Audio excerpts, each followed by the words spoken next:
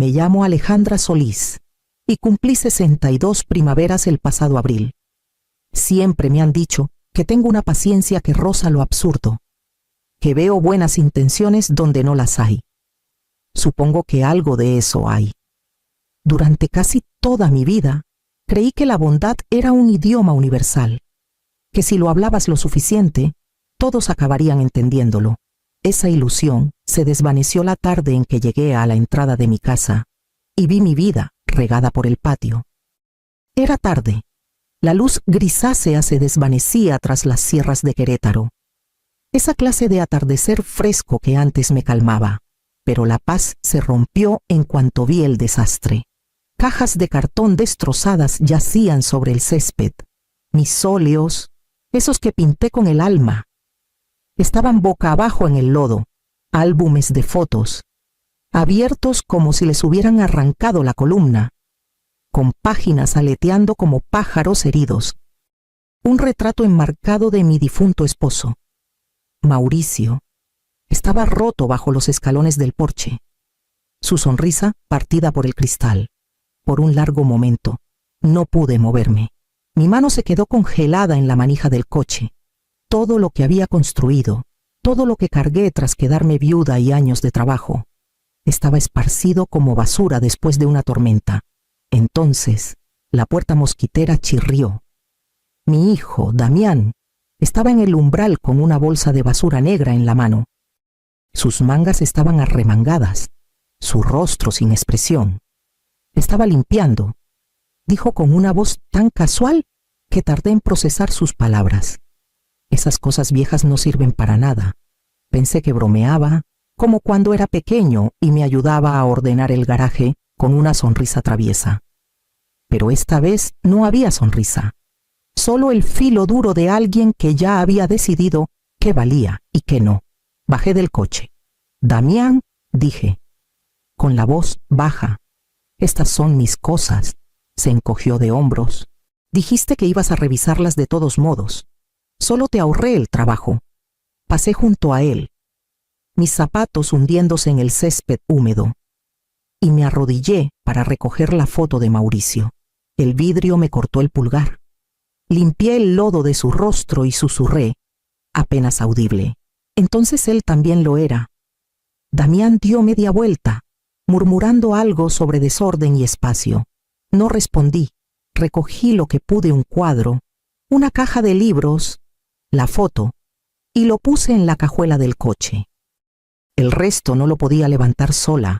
Al caer la noche, la luz del porche se apagó. A través de la ventana, vi la silueta de Damián moverse de cuarto en cuarto. Los cuartos que alguna vez pinté de un amarillo suave, donde le enseñé a dibujar nubes. Me quedé en el asiento del conductor, observando hasta que las luces se apagaron por completo. No entré. En cambio, recliné el asiento y me cubrí con mi viejo chal.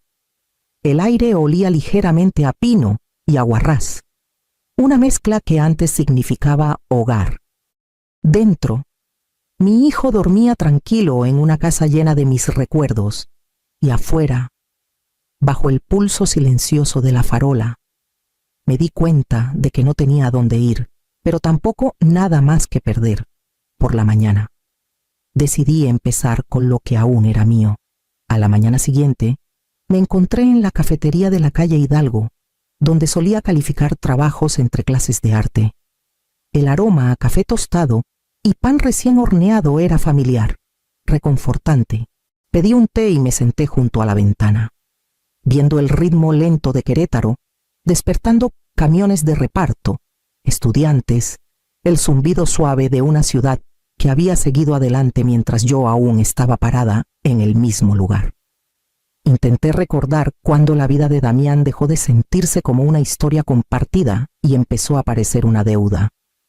Tras el accidente de Mauricio, me convertí en madre y proveedora a la vez. Trabajé turnos dobles en el colegio comunitario, enseñando apreciación del arte a estudiantes que apenas mantenían los ojos abiertos. Cada peso ahorrado fue para la colegiatura de Damián, su primer coche, su boda. Firmé cheques con manos cansadas, pero el corazón lleno, creyendo que cada sacrificio construía algo sólido para él. Cuando compró la casa, yo firmé como codeudora de la hipoteca. Cuando su matrimonio se derrumbó, fui yo quien le dijo que regresara a casa. Recuerdo estar sentada frente a él en la mesa de la cocina. Su rostro pálido y perdido. El olor a café entre nosotros. Solo hasta que te pongas de pie otra vez, le dije, firmando el acuerdo de vivienda temporal que el abogado redactó. Ni siquiera lo leí con cuidado. Confiaba en mi hijo. Ahora, esa sola hoja estaba en algún lugar dentro de esa misma casa. Su casa, como él la llamaba, como una herida escrita en tinta. Por la ventana, vi a un joven ayudando a su madre a bajar del coche, sosteniéndola del brazo. Ella rió, apartándolo, avergonzada por la atención. Desvié la mirada, trazando el borde de mi taza de té. El amor no debería sentirse tan pesado, pero el silencio siempre añade peso a lo que debió decirse hace mucho. Esa tarde, regresé al vecindario, aunque no a la casa. Estacioné a 2 calles de distancia y caminé hasta llegar a la pequeña reja blanca del porche de doña Amalia Vargas. Ella había vivido al lado por casi 20 años. Desde que ella y su esposo se mudaron desde San Miguel de Allende tras jubilarse, después de que él falleció, ella se quedó, cuidando sus rosales, alimentando gatos callejeros, vigilando a todos sin entrometerse. Cuando me vio en la reja, abrió la puerta mosquitera de inmediato. «Mija, te ves pálida», dijo con su acento cálido y cantarín. «Pasa, el café está recién hecho». Su cocina olía a canela y madera vieja. Me senté en la mesa mientras ella servía 2 tazas. Por un rato, ninguna habló. Finalmente, dejó su taza y suspiró. No estaba segura de si debía decirlo, pero vi lo que pasó ayer. Levanté la mirada. Ella continuó con suavidad. «Esa muchacha, la amiga de Damián, ¿verdad? Ella fue la que tiró la mayoría de las cajas». Reía, diciendo: «Por fin estamos modernizando este lugar». La oí decirlo 2 veces. Sus palabras cayeron como piedras. Agarré la taza con ambas manos, sintiendo el calor contra mis palmas. Amalia dudó, observándome con cuidado, pero no le pedí que parara. Le dijo a los de la mudanza que no se molestaran con los cuadros. Añadió Amalia. Dijo que tus pinturas viejas hacían que la casa pareciera embrujada. Miré el mantel desvaído, con sus pequeños bordados de flores. Había cosido el mismo diseño en cortinas años atrás. La imagen destelló en mi mente la novia de Damián, tirándola sin saber su historia. Sin importarle, Amalia extendió su mano sobre la mesa, cubriendo la mía. «Lo siento, Alejandra», asentí lentamente. La tristeza se asentó, pero debajo, algo más comenzó a formarse silencioso, afilado y firme. A la mañana siguiente manejé al centro, a la oficina del Registro Público de Querétaro. El edificio olía a polvo y tinta vieja, como si cada papel guardara un recuerdo que alguien quiso olvidar. Le dije mi nombre a la empleada y pedí la escritura de la casa en la calle Nogales. Desapareció detrás del mostrador, dejándome sola con el zumbido de las luces fluorescentes. Cuando regresó, traía una carpeta delgada. «Aquí está», señora Solís dijo, deslizándola hacia mí. Mis dedos temblaron al abrirla. Ahí estaba mi nombre, escrito en letras desvaídas, sin transferencia, sin anexo, sin mención de Damián. La casa aún era mía. Por un momento solo miré la página. Recordé la noche en que Mauricio y yo firmamos la escritura original hace 25 años. Riendo porque el notario la selló chueca. Él dijo: «Es nuestra, Ale, un poco torcida, pero nuestra». La empleada preguntó si quería una copia certificada. Asentí, y me dio 2. Cuando salí, la luz del sol parecía más intensa, como si la ciudad misma hubiera cambiado de forma a mi alrededor. Caminé 2 calles hasta la pequeña oficina de don Esteban Morales. Un hombre tranquilo que conocí en un evento comunitario me recibió amablemente, escuchando mientras explicaba lo sucedido. Cuando mencioné la cuenta conjunta, Frunció el ceño y giró su monitor hacia mí. ¿Me permite revisar la actividad de esa cuenta?, preguntó. En minutos. La pantalla se llenó de filas de transacciones, retiros, transferencias, fechas. Su voz seguía calma, pero las palabras golpearon fuerte. Parece que su hijo sacó unos 400,000 pesos en el último año, la mayoría en efectivo. Presioné mi palma contra el pecho. No por sorpresa, sino por reconocimiento. Había sentido algo escaparse mucho antes de este día. Don Esteban imprimió todo, organizando cada documento con cuidado. Guarde esto bien, dijo, entregándome una carpeta pequeña. Miré la etiqueta que había escrito pruebas. Cuando llegué al coche, la carpeta descansaba en el asiento del copiloto como algo vivo. Mi pulso se estabilizó, no por miedo ni por dolor, sino por un control silencioso y deliberado que no había sentido en años. 2 noches después. Damián llamó. Su tono era calmado, casi cuidadoso. Mamá, vamos a cenar mañana, solo nosotros. Quiero arreglar las cosas. Quise creerle. Cuando llegué, las luces del comedor eran demasiado brillantes. La mesa puesta con cubiertos relucientes que no eran míos. Había 4 platos extra. Valeria, la novia de Damián, abrió la puerta con una sonrisa exagerada. Detrás de ella estaban sus padres, los Salazar, formales, educados, curiosos. «Qué gusto conocerte por fin», dijo la señora Salazar, su perfume cortando el aire. «Damián mencionó que has tenido problemas para adaptarte». Adaptarte. La palabra cayó como bofetada. La cena fue como una obra de teatro, carne asada, risas nerviosas, charlas sobre planes futuros.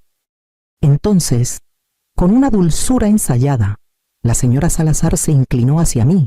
«Alejandra, ¿has pensado en simplificar las cosas? Hay residencias para adultos mayores muy bonitas cerca. Aliviaría la presión para todos». Valeria asintió. «Hemos visto algunos jardines, actividades». Damián guardó silencio. Ese silencio dijo suficiente. Dejé el tenedor. «Entonces ya lo planearon todo, mamá.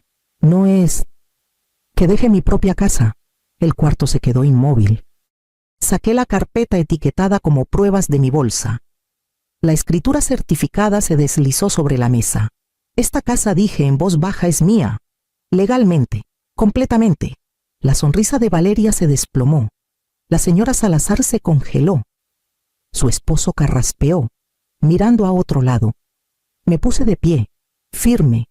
Son invitados en mi casa, y mientras viva aquí, yo decido quién se queda y quién no. El reloj tic-tac una vez, luego cayó. Damián levantó la mirada, su seguridad desvanecida. El cuarto que hace unos momentos era de ellos, ahora me pertenecía de nuevo. A la mañana siguiente, la casa estaba silenciosa. Ese silencio que antes significaba paz, ahora se sentía como una pausa entre tormentas. Damián llegó poco después de las 9, aún con la ropa de ayer. Sus ojos estaban rodeados de cansancio, su voz baja.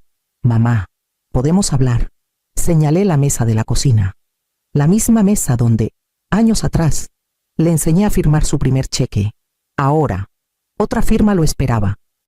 Puse los papeles entre nosotros, un contrato de arrendamiento, redactado con claridad y notariado. «Pagarás renta mensual», dije, «y empezaremos a saldar el dinero que sacaste». Don Esteban lo redactó ayer. Damián frunció el ceño, dejando escapar una risa incrédula.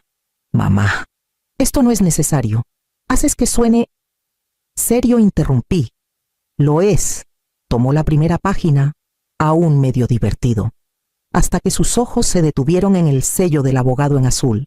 La risa se desvaneció. «Esto es oficial», murmuró. «Lo es», dije suavemente, «y también lo es el daño que hiciste». Por un largo momento, solo se oyó el tic-tac del reloj. Luego, sin protestar, tomó la pluma y firmó. Su letra parecía más pequeña de lo que recordaba, como la del niño que dejaba notas en el refrigerador diciendo «te quiero». «Mamá». Empujó los papeles hacia mí, con la mandíbula tensa. Te envío el primer pago la próxima semana. Asentí, incapaz de confiar en mi voz. Cuando se fue, la puerta se cerró con un sonido que resonó a través de cada año de mi maternidad.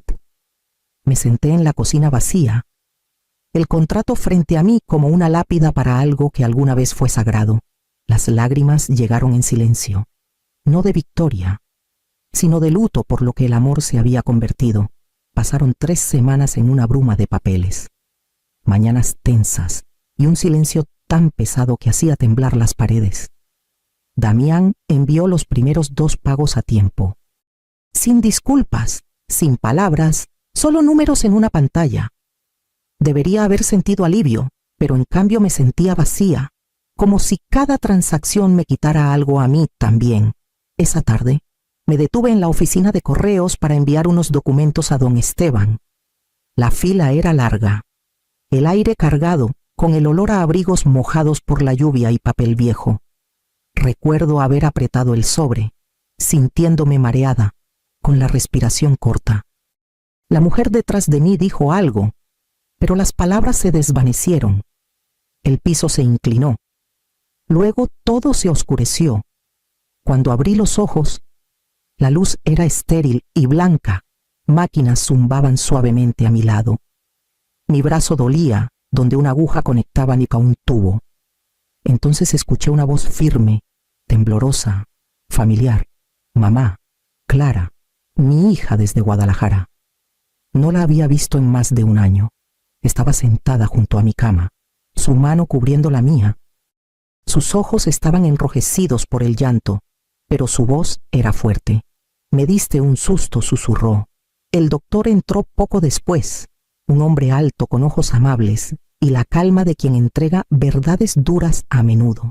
Señora Solís, su corazón ha estado bajo mucha presión, estrés, falta de descanso, fatiga emocional.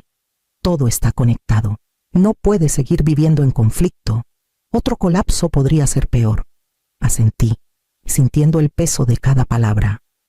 Durante años había construido mi vida alrededor de mantener a otros a flote, mis estudiantes, mis hijos, el recuerdo de Mauricio. Incluso ahora, estaba librando batallas que no eran mías para ganar. Cuando el doctor se fue, Clara apretó mi mano. Mamá, por favor. La miré, las palabras surgiendo desde algún lugar profundo, enterrado hace mucho. Entonces terminé de salvar a quienes no quieren ser salvados. El cuarto se quedó quieto. Por primera vez en años, sentí algo cercano a la paz, no suave, no dulce, sino la que llega cuando un corazón finalmente suelta su carga.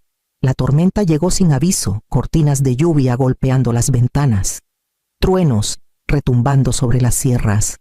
Acababa de lavar los platos de la cena cuando escuché el golpe. No era un golpe que exigiera, solo uno que esperaba. Al abrir la puerta, Damián estaba ahí, empapado, con el cabello pegado a la frente. Parecía más pequeño, con los hombros encorvados, la confianza desvanecida. Por un segundo ninguno habló. El agua de lluvia se acumulaba a sus pies, corriendo por las tablas del porche que Mauricio construyó alguna vez. Mamá dijo finalmente, con la voz rota: ¿Puedo entrar? Me hice a un lado. Entró lentamente, goteando sobre la alfombra, con la respiración irregular.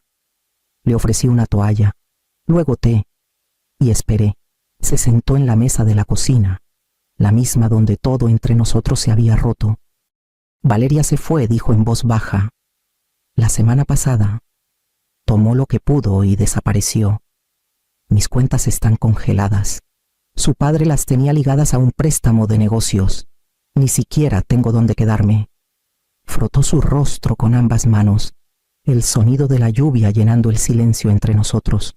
Sé que me lo merezco, susurró, pero no te odiaba, mamá. Estaba avergonzado. Seguías ayudándome, y pensé que alejarte me hacía fuerte. Me senté frente a él, el vapor de mi té difuminando su silueta. La fuerza no es crueldad, Damián, dije, y el amor no significa dejar que alguien destruya lo que es bueno. Levantó la mirada, con los ojos vidriosos. No sé cómo arreglar esto. Empiezas por no repetirlo. Asintió, con lágrimas deslizándose por su rostro sin que las notara. Por un largo momento, quise extender la mano, abrazarlo, prometer que todo estaría bien, pero las promesas fueron lo que nos rompió en primer lugar. Cuando se levantó para irse, lo seguí hasta la puerta. «Estarás bien», dije suavemente. «Tienes que estarlo, pero ya no puedes vivir aquí». Dudó, como si las palabras fueran una condena y una clemencia a la vez. Luego salió a la lluvia, levantando la capucha. Lo observé hasta que desapareció por la calle. La noche estaba silenciosa, salvo por el ritmo del agua contra el tejado, constante como un latido. Cerré la puerta con suavidad, con el pecho doliendo, pero no roto. La primavera llegó lentamente ese año, suave y piadosa. Las bugambilias florecieron junto a la cerca, y el aire olía a lluvia y tierra limpia. Empecé a dar clases de acuarela 2 veces por semana en el centro comunitario, pequeños grupos de mujeres que querían pintar el mundo como lo recordaban.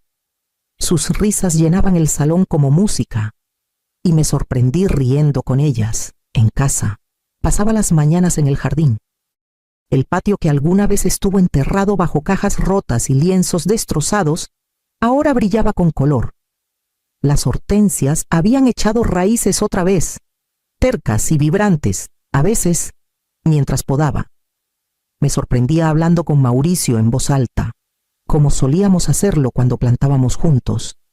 Ya no se sentía solitario, solo honesto, el Día de las Madres. El cartero trajo un sobre pequeño con una letra que conocía de memoria. Adentro había una tarjeta sencilla. «Gracias por no rendirte conmigo», sin firma, pero no hacía falta. Me senté en los escalones del porche por un largo rato, con la carta apretada contra el pecho, el mundo a mi alrededor borroso por las lágrimas silenciosas. Más tarde, entré y coloqué la tarjeta junto a la foto restaurada de Mauricio en la repisa. Su sonrisa parecía más ligera ahora, como si los años entre nosotros se hubieran diluido. Por la tarde, abrí las ventanas y dejé que el viento recorriera la casa. Las cortinas se levantaban suavemente, trayendo el aroma de las flores a cada cuarto. Por primera vez en mucho tiempo, la casa no se sentía como un campo de batalla ni una carga. Se sentía viva, otra vez arraigada, entera y mía. Había pasado un año completo desde aquella noche bajo la lluvia. La luz del verano de Querétaro había regresado, derramándose sobre las colinas y filtrándose por las ventanas de mi cocina.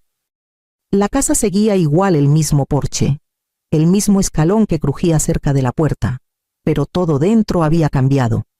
Era más tranquila, más ligera, llena de aire y color en lugar de tensión. Esa mañana, doña Amalia apareció en mi puerta con una canasta tejida. «Pan recién hecho», anunció, con una sonrisa brillante. Hice de más otra vez. Nunca hacía nada a medias, especialmente la bondad. Nos sentamos en el porche, tomando té, observando a las abejas moverse entre los arbustos de lavanda que planté en primavera. Ella miró hacia la calle, donde el camión del correo se detuvo frente al pequeño edificio de departamentos en la esquina. «Ahí está, ¿verdad?», preguntó con suavidad. Asentí. «Sí, a unas calles. Está trabajando en la ferretería. Paga su renta a tiempo. Llama a veces». Amalia tomó mi mano, apretándola ligeramente. «No perdiste a tu hijo, Alejandra. Lo enseñaste». Sonreí, con los ojos en la luz del sol extendiéndose por el patio. Y también me enseñé a mí misma. Después de que se fue, caminé lentamente por la casa, como quien recorre un museo que aún guarda rastros de quienes lo construyeron. Las paredes ahora eran de un marfil suave. El olor a aguarrás y rosas flotaba faintly en el aire. En la sala, me paré frente a mi pintura más reciente, El patio recuperado.